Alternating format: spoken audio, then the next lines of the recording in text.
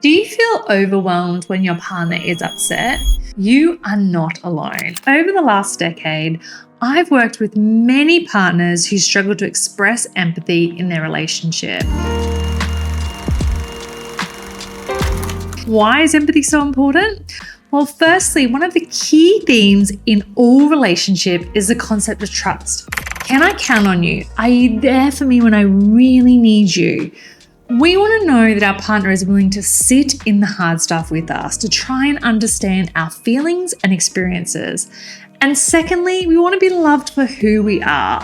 When we feel understood on a deeper level, there is this sense of my partner knows my inner world. They know who I really am and they love me for who I am. In my experience, one of the areas I find couples struggle is not so much in feeling empathy towards their partner, but in showing it.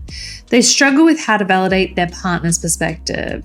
There may be a number of reasons why you experience this. So firstly, you may struggle knowing how to validate. Maybe you haven't experienced much validation in your own life, and no one has really taught you how to do this. Another reason may be that you have difficulty sitting with your partner's emotional experience. So you might feel out of your depth, or it's hard to hear your partner in pain. So you rush in to fix things rather than sitting in the emotional experience with your partner. Another reason may be that you've built up resentment towards your partner, or you've not felt that your perspective has been heard, so you're not ready to validate theirs. I often hear partners say in couples therapy, I'm really good at validating people's perspective at work or in my friendships, so why is it so hard to sit with my partner?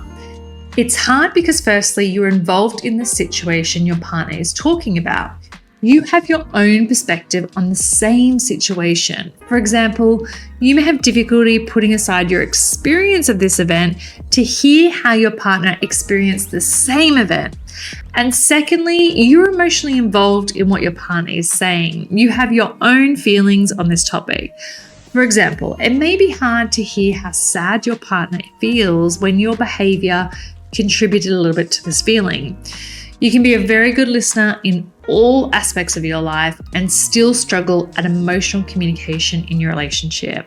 I work with many high-performing couples. Some of these people even teach others how to communicate professionally, but they are also humans who naturally experience emotions in their own relationships. You can be an excellent communicator and still benefit from working on your relationship communication. In reality, this is an area that most humans have to continue to work at, myself included. Let's look at 5 key elements of expressing empathy in your relationship. Firstly, when you're trying to empathize with your partner, it's important that you regulate your emotions so that you can attune to your partner's experience and understand their perspective. A 2013 study by Tanya Singer and Associates in the Journal of Neuroscience discovered that our own feelings can distort our capacity for empathy. In this study, researchers exposed each partner to either positive or negative stimuli. For example, a negative stimuli might be looking at a picture of maggots and feeling slime in your hand, whereas a positive stimuli may be seeing a picture of a puppy and feeling soft, fleecy fur on your skin. During the experiment, the participants could also see the stimulus to which their partner was exposed to. Participants were then asked to evaluate their own emotions and those of their partners. If both participants were exposed to a positive stimuli or both were experiencing a negative stimuli, they found it easy to assess their partner's emotions. Differences only arose when one partner was confronted with a pleasant stimuli and the other with an unpleasant stimuli, or vice versa. In these instances, the partner's capacity for empathy suddenly plummeted.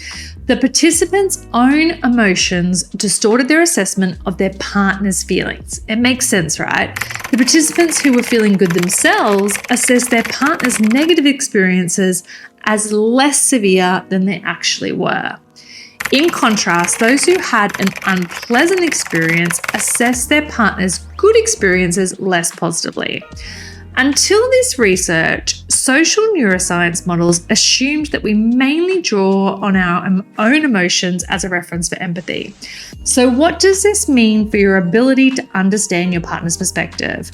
When you listen to your partner, you must be able to regulate your own feelings enough in order to understand your partner's.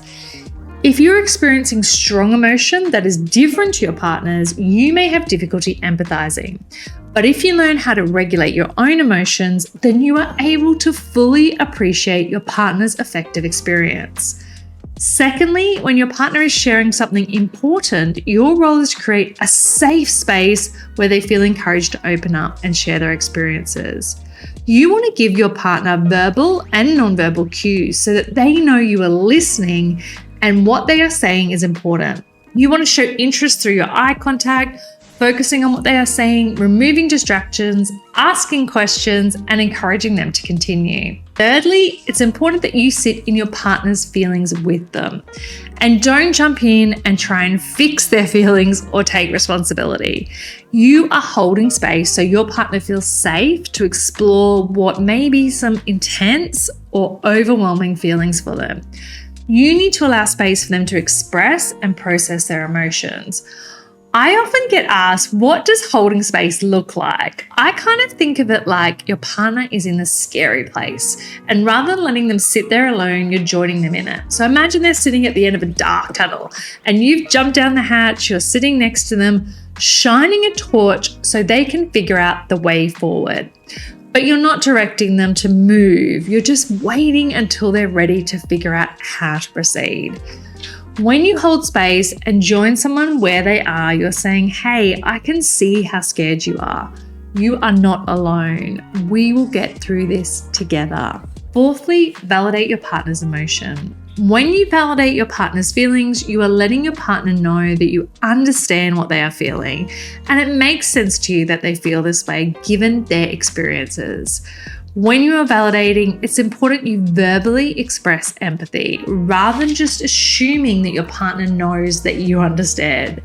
Validating is saying things like, wow, that sounds really tough. When you validate, you are basically letting your partner know that their feelings make sense given their experience. And lastly, provide reassurance. You want to let your partner know that you will be there for them, even when they may not be communicating perfectly, that you are willing to sit with them in their hurt. You're not going anywhere. You'll get through this together. Reassurance looks different to each person. So some people need to hear words, others need physical touch. In my experience in couples therapy, it's usually a combination of both. Try these strategies out with your partner and make sure you check in with them and get some feedback. Let them know that you're working on expressing the empathy that you feel, and ask questions like, what can I do so you feel more supported when you're upset? Or how can I provide comfort and reassurance to you? If you found this video helpful, hit the subscribe button now and check out my other videos to improve connection and communication in your relationship.